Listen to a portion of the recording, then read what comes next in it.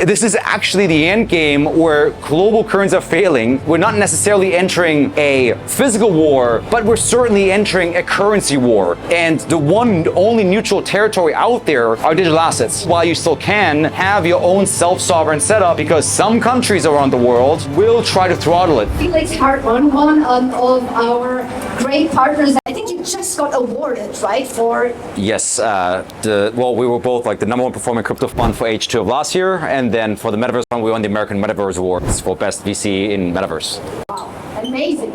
The way I want to start this talk off is, I think we find ourselves in a really, really interesting time right now with digital assets, where the feeling that I would say most innovators have in this current space is not necessarily excitement, but disillusionment.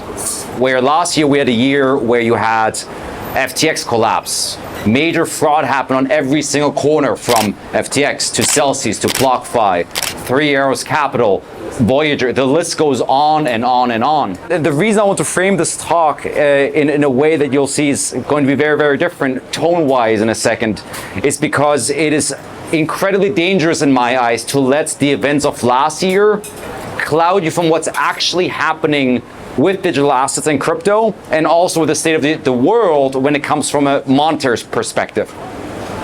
Because what most people will do is look at the events of last year and dismiss digital assets.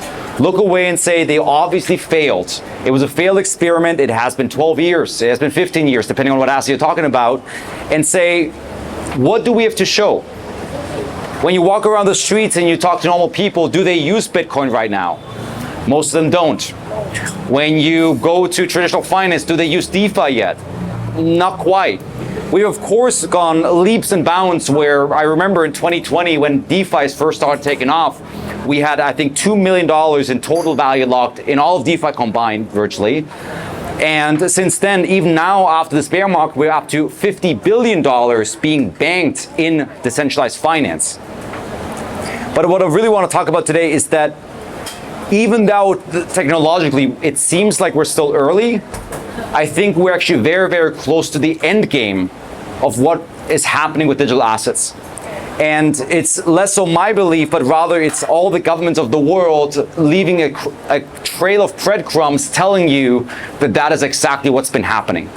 Because it's, I think, a few places, it's as obvious as the United States, where you have regulators are cracking down on crypto harder than they ever have. Where, you know, there's the old saying, first they ignore you, then they laugh at you, and then they fight you, and then you win. But the really odd thing to think about is, why on earth would they even fight us in the first place? In one sentence, they will tell you that digital assets are a scam. They're not accomplishing anything. They are good for nothing. Yet in the next sentence, they will say that digital assets are a threat to national security. How on earth can you be a threat to national security, but also be, you know, a useless bubble? It's a paradox. It's an oxymoron that tells you that there's a lot more going on. And ironically, in 2020, during COVID, when, you know, everything was shut down, I had a lot of time to think. I read a lot of books on game theory, and who in here knows the old game theory, model or story of the prisoner's dilemma? Prisoner's dilemma, okay, a couple people, right? So the prisoner's dilemma essentially tells a story of you and your buddy or you and your accomplice, are robbing a store, and you're getting caught. The cops take you to the station and they start interviewing you. Except they put you in two different rooms. And they ask you, you don't know what the other person's saying, and they ask you, if you confess, you're gonna get away scot-free, because we're gonna put the other guy in jail for 10 years. So if you confess, 0 years, the other guy confesses, he gets, if you confess, you get away free, the other guy goes to jail for 10 years. However, if you both confess, you both go away for 3 years. And of course, if you lie and say, we didn't do it, but your buddy tells them we actually did it, you're the one that goes away for 10 years. And so generally when you present this problem to people, their first instinct is, well, of course I would lie. Why would I tell the truth to the cops, right? But after running through all the scenarios, essentially, it becomes very clear that the only right answer is to confess. Why? Because you don't have control over what the other party does. And the worst case scenario, if you just run the numbers, is to go away for 10 years.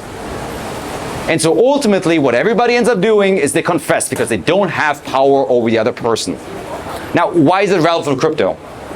Because crypto, the whole world is essentially a simulation of, I guess, consensus in a way, right? The whole world, like, we're trying to find a way to get to decisions as quickly as possible, right? The only problem is that on a global level, as a species, we are virtually, what things do we agree on a global level?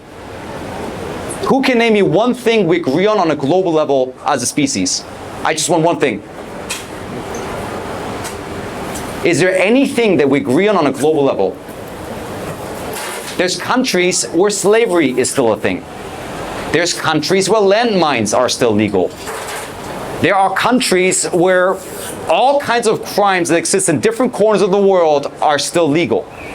And so the point I'm trying to get at is that no matter how utopian your mind might be, or dystopian, whatever angle you take, world governments will never coalesce to shut down crypto, because they failed to collaborate on virtually anything. Whether we talk about saving the environment, whether we talk about human rights violations, it's virtually impossible to get the whole world around the table and say yes to anything. And that brings us back to the prisoner's dilemma problem. If we can't get the whole world to agree to shut down crypto, somebody will allow it. Meaning somebody will confess and get 0 years, while whoever's trying to shut down crypto is getting 10 years. And what that then ultimately leads to is it just being a question of time until crypto is globally adopted. Why? We're seeing this in the United States right now. And the SEC is on a hunt. They just had an oversight hearing where the U.S. Congress, where the House of Representatives, the Oversight Committee, was grilling the head of the Securities and Exchange Commission, where you have two parties, the Democrats and Republicans. Very quickly, it became a partisan thing where the Democrats are saying, good job, crypto's been doing all this evil stuff. I'm glad, you're finally taking charge here, right?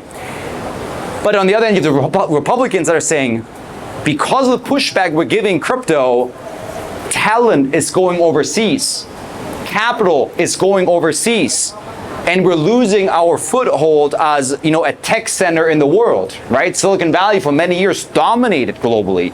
And now when you look around crypto, who wants to incorporate in the United States? People are going to Hong Kong, for example, where it's very pro-crypto now, or Singapore or Dubai, to many other jurisdictions where there is support. And it's ironic because I think the United States is an amazing case study, because people can look at other countries that try to ban crypto in the past, let's say India, or there's many other countries where that happened, and you say, well, but it's not the world superpower. Well, okay, United States is competing along with China to be the world superpower, and yet it too faces the struggle. And so what you ultimately choose between then is, do you want to remain control domestically? Better word, do you want to maintain your power domestically, meaning Bitcoin versus dollar? Or do you want to maintain your power, your hegemony, internationally? You can try to keep power locally, but in the effort to do so, you will lose power internationally. And so ergo, all roads lead to Rome, where no matter how much a country will push back, no matter how long, they will ultimately unban digital assets. They will ultimately go back and try to embrace it, because that is the only path forward. And in the past few years, you've had India ban crypto, you've had China ban crypto, you have the United States getting very, very close to pushing against crypto. But ultimately, they always walk back because they recognize that you might try to remove crypto out of your country. You try to remove your country out of crypto, but you can't remove crypto out of your country. Meaning, you can say, we don't allow you to use crypto here, but crypto will still exist because it's code. It doesn't go anywhere. It's global. It exists everywhere, nowhere at the same time. This is actually the end game where global currencies are failing, the trust in the banking sector is broken, and we're not necessarily entering a physical war, but we're certainly entering a currency war. And the only neutral territory out there are digital assets. And so for that reason alone, I think is so important for anybody, no matter what their business is, what their industry is, what their walk of life is, to have some form of exposure to digital assets, and at the very minimum explore it and understand it and use it, so that whether it's for your own personal finances or for your business's commerce, that you can easily transition. And also now, while you still can, have your own self-sovereign setup, because some countries around the world will try to throttle it, where they say you cannot have a non-KYC wallet. Today, anybody can still set up a wallet that is not KYC and you own it and you can put assets on there. That might not be a freedom that we have in different countries around the world in a couple of years.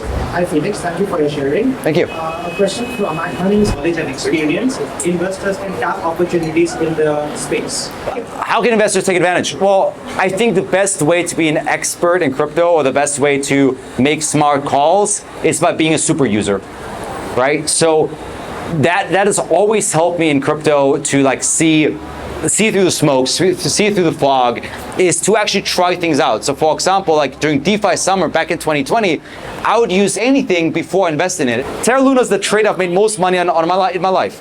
We bought it at 20 cents and we sold it at $85. Why did I sell it at $85? Because I actually understood how the system worked, right? Like, it's important to understand, like, how does this thing work? A huge hand of applause to Felix. Thank you so much. Thank you for having me. Impeachment.